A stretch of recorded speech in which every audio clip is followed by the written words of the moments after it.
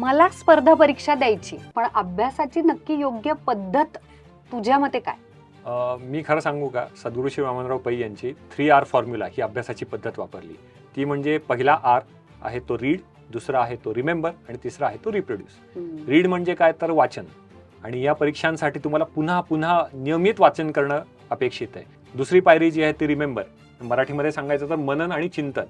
पुन्हा पुन्हा ते मनात घोळवत राहणं, आणि चिंतनाचं खूप महत्त्व आहे. आपल्या संतांनी सुद्धा सांगितलंय चिंतनाचं महत्त्व खूप आहे, की चिंतने नासतसे चिंता, चिंतने सर्व कार्यही हाता, चिंतने मोक्ष सायुज्यता घर शोधित असे. इतकं चिंतनाचं महत्त्व आहे. आणि तिसरा R जो आहे तो म्हणजे रिप्रोड्यूस, जे तुम्ही स्मरणात ठेवलेलं आहे, ज्याचा तुम्ही अभ्यास केलेला आहे, जे वाचलेलं आहे ते सगळं कागदावर उतरून काढणं. कारण पुन्हा एकदा तुम्हाला हे डोक्यात ठेवून साचून तुमची वाहवा होईल, पण परीक्षेत जर मार्क्स नाही मिळवता आले तर त्याचा काही उपयोग होणार नाही.